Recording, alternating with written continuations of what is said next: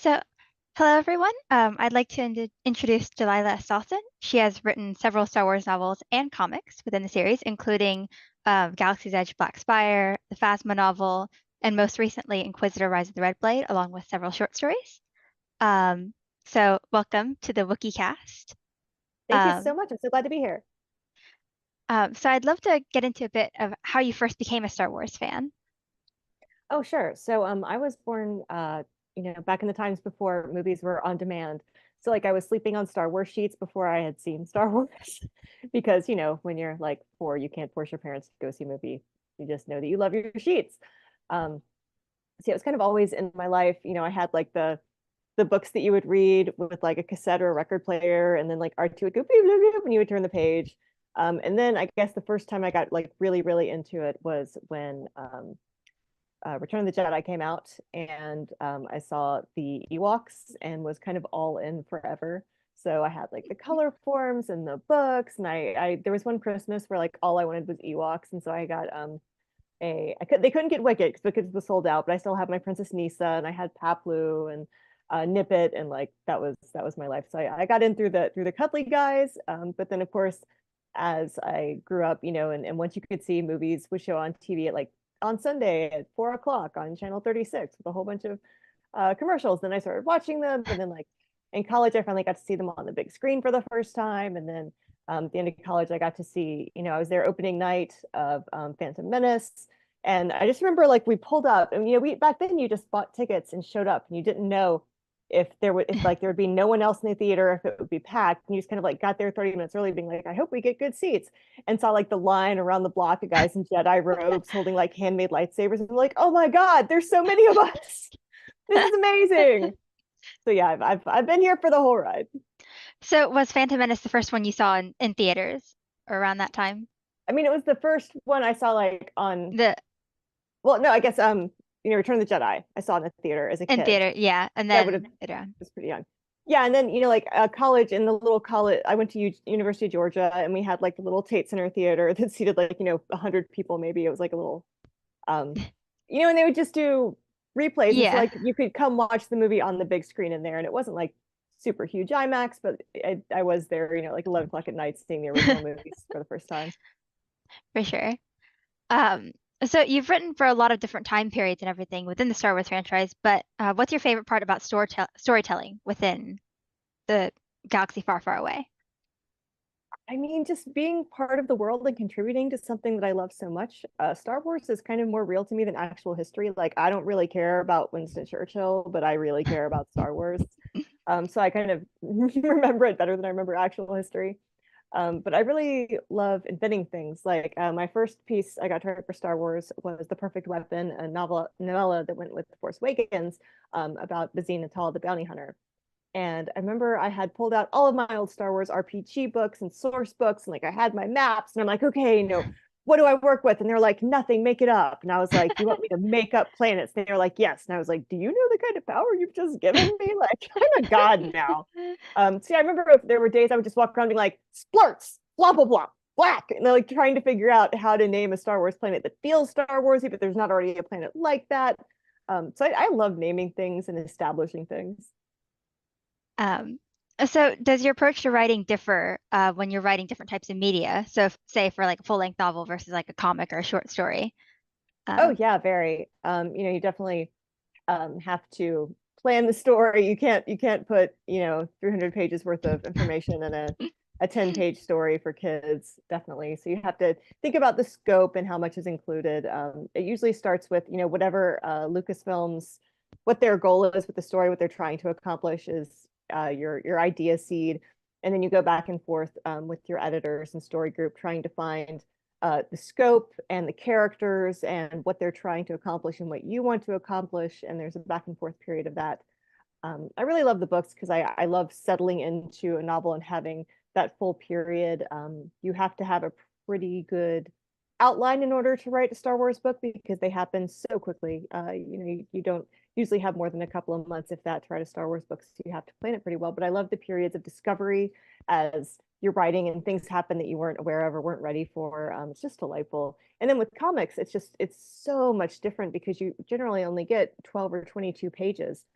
Right. and less than 90 words per page, even less if it's for kids. So you have to really lean into the visuals and the place settings and working with your artist. Derek Charm is one of my favorite artists to work with because he just gets Star Wars so intuitively, and you can just kind of like give him 4 words and he understands like the iceberg underneath them of what you're saying. Epic space battle here, and then it's just all it comes out Well, it's more beautifully. like, I guess I did one where Leia and Haldo are young and they're on like they're trying to learn how to drive in the lower levels of Coruscant. And I had one thing where I was like, that moment where we see Elan Bagano, except he's like looks clean cut and is holding a child's hand because he really did turn his life around. And like Derek Charm just like perfectly did it, like where it's in the background, so it's not the focus, but it is the focus because that's where your eye is drawn. And I was like, oh my God, we did it. We brought him back. For sure. Um, so when you're writing novels, and obviously there's an outline and such, but are there any pulls from the old source books and stuff like that? I noticed Thule appeared in Rise of the Red Blade, and I know that's like a Legends planet. So, Oh yeah. Yeah, anything that I can bring up from the legends and from the deep cuts. Like I've still got all of my old RPG books and source books, and I love to bring up those old things. I love to bring back old characters. Like I got a pink pachyderm into one of my comics.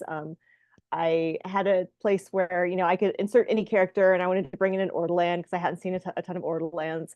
So I'd love to bring back old stuff. And, I feel like Star Wars books, I want them to be not like a gatekeeping thing, but an open door. So where if you've never read a Star Wars book before, if you have, seen this one movie or are familiar with this, you can read the book and not feel like I'm trying to exclude you. While also doing honor to the longtime fans like me with like, I am there with you and I love these same things. Just like in every book, somebody talks about how much they hate sand. And that's kind of like my running gag. well, I guess in Wikipedia's case, we find all of the connections for the old legends, so Oh, I love it's it. very I love interesting that. for You us. guys are just doing the most amazing work in making those connections. Like Yeah, all when of they those said little I could use plants school, in oh my God. Rise of the Red Blade. They had all of it's like a list of plants that she just mentions offhand were in the Jedi Temple, and all of those were from old source books. So I snuck in and made up like 1 or 2 new ones. I think I brought in, yeah, I love one of my favorite plants. I got really into house plants, and I love Monstera. And so I made up a plant called Monsterna. So I was like, okay, we're gonna make Monstera is now like canon. I was like, yeah, we got it. One other thing I noticed a lot about your books is that they focus on a lot of strong female characters such as Vimarati and Phasma as they make their mark in the universe. So, what's your process for like showcasing their strengths and talents as characters? I mean, it's different for someone like Phasma who is established through the movies versus someone like Vi, who we are seeing. No one has ever seen her before Phasma. That is her first place that she existed. So we got to create her from scratch. And then, of course, Iskat Akaris, we only knew from Charles Soule's Vader comic, where she just had, this one kind of quick little story. So, it depends on what you have, the source material you have. For Phasma, that might have been kind of my coolest experience. I had to read the script for let's see here, which one was it? Oh my gosh, I'm having a brain fart. Episode 8. Basically, I had to go read the script for it. And so I got to go to San Francisco and the Lucasfilm campus and read the script, which is like on red paper, so you can't photograph it, and like stuff was marked out with pencil. But there were several scenes with Phasma that didn't make it to the final movie. The Last Jedi, that's it, obviously.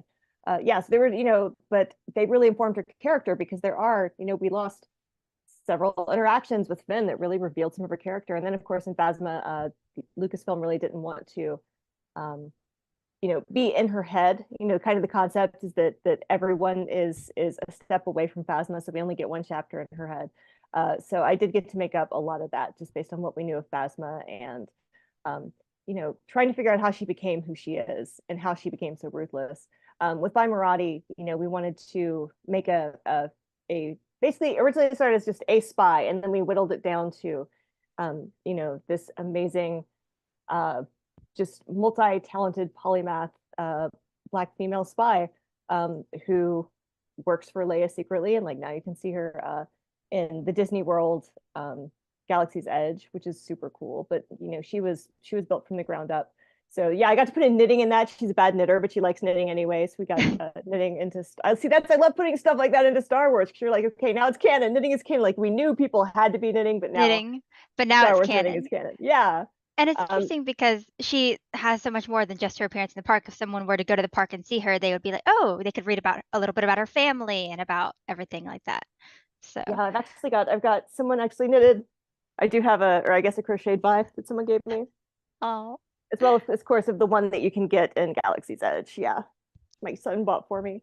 And then it's got a Karis. It was, expanding on her from what we saw in Charles Soule's comic and deciding what had made her become the person she was, which wasn't a ton to go on. And, some people have complained about the ending. And I'm like, I didn't write that. Go after Charles Soule. It was done before I ever came along. I am very sorry. Um, but yeah, I, I love making these unapologetically tough women. yes. And I also found it interesting that a scene from Brotherhood kind of made it into that novel as well. She's standing so close to Anakin, yet he probably has no idea who she is. So, Oh yeah, that was very fun when my editor we had to make her, she had to become a Jedi Knight or the kind of the story can't happen. And so we had talks about like, well, how often are they knighting people? Like we just killed 30 people and you're like, all right, you guys get promoted or what happened? And then we came to terms with she probably would be, if she was on Geonosis, she would probably be knighted at the same time as Anakin. And so I'm friends with Mike Chen. He is so wonderful. And so we kind of, I got to, read Brotherhood and talk to him and I couldn't change anything that was in Brotherhood, but I could show it through a different point of view from Iskat's point of right. view. So that was super fun because of course she knows who Anakin is. Everybody knows who Anakin is. Um, so kind of within that whole like Clone Wars realm, you did write a brief short story about Asajj Ventress. And so what was it like just getting into her internal like emotion into her head basically? Because often we see everything from the Jedi's perspective in the movies. So it's hard to see it from a separatist perspective. Yeah, that one was fun. Asajj, I guess most of what we get from her character is from Clone Wars. So I did a deep dive. So it's so fun when you're like, my whole job today is just to watch 10 hours of Star Wars. That's my job. Although, like when I was writing the Skywalker saga, that was a little upsetting. Like um, Oh, watching the prequel movies over and over and over again with my little blonde son in the other room, being like, "Why are you crying?" And I'm like, "Ah!" Yeah. So Asajj, it was about just reading everything about her that there is, watching a bunch of Clone Wars, and thinking like, what would make her the maddest? Like, what would she just hate? Because you want to torture your characters. Like, if it's a nice day for them, it's not a super exciting story. You're just like, Asajj cut a swath through a bunch of people and they died. She felt great. That's not a story. Something really annoying has to happen to her. So yeah, at every point, it was just trying to get on her nerves. and well, she gets plenty annoyed with the whole banter in Clone Wars. It's just amazing. So Yeah. I loved reading a bit about that. Um, so do you so for Rise of the Red Blade though, did um how did the idea come about for that book? Were you approached for it or did you have that idea and wanted to pitch it or Yeah, for me, I know there are some people who are able to directly pitch Star Wars books, but for me, it's mainly every time I email beings, I'm like, this could be great. It could be happening. I've never said no to anything they've asked of me. I doubt I ever will. So yeah, the idea came in, that we had this character that we could explore, and it was such a fun journey. They give you, they want to accomplish certain things and hit certain notes, and that one has a certain span of time, so it can't disagree with anything that's occurring during the Clone Wars. So you definitely have to keep all of your ducks in a row and know what's going around in the outskirts. Like Sam Madge was writing Battle Scars, I think maybe 6 months before this. So I was kind of getting some early PDFs of Battle Scars to see like how she was showing Fifth Brother so that I wouldn't, make him a jolly talkative guy and she made him a taciturn jerk. Nope, he's a taciturn jerk. So there's that kind of communication. The funnest thing about it for me was they give you a lot of breath to play with the character's interiority and how they feel. We knew that the whole point of this was to show what would make a good person and a diligent Jedi turn to the dark side as an Inquisitor. So we knew that it had to be something deep and lasting that would, permanently alter who she was, and that would have to probably start kind of young and build and build and build and have we know what the Jedi do and say because it's set in canon, it's been covered many times, but to see it through the perspective of a young person who is, kind of was born into what's basically a religious cult with magic and is, being raised to be a diplomat or a yoga teacher, or, someone who, does Tai Chi all day or, raises plants. And suddenly they're like, oh, guess what? You're a human weapon. You're a soldier in the war. Go where we tell you to do.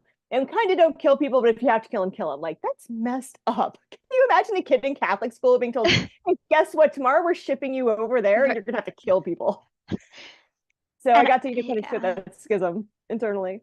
I guess she's just so young. And then perhaps if she was in a different era, like the High Republic, things might have been a little bit different. But because she was in wartime, there's not really any options for that. Yeah, I Um, also wanted to, I've been on a journey with my family for the last several years and getting diagnoses around autism and ADHD touches everybody in our family in different sort of ways to where we all thought we were just very strange people that didn't understand life. And we were like, oh, there's something else going on here. So I was getting my diagnoses as I was writing this book.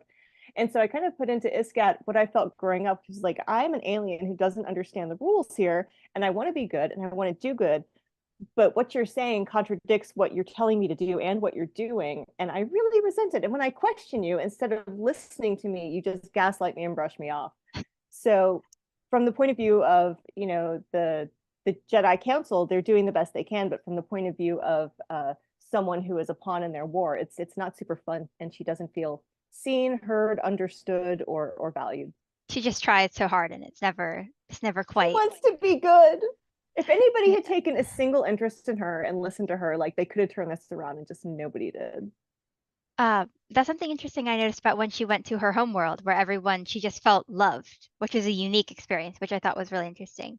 Um, Oh, it gets me because I mean, like I understand what the Jedi have to do, but like we know that infants need to be loved and have a one-on-one connection with a caregiver and make eye contact at 12 to 18 inches and feel unconditional love. And like Jedi babies don't feel that. And it really bothers me as a mom. So I got to put that there in there too.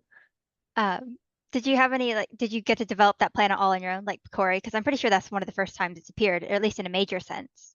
Yeah, yeah, of course. I actually had like a much longer name for it in the original, and they were like, "This name is like 23 letters long. Can we chop it up?" And I'm like, "Oh, we have to." So yeah, I wanted to do a matrilineal society, and kind of a very free society, and a place where they were like, "Oh, books! Oh my goodness!" Like, Droids? uh, What?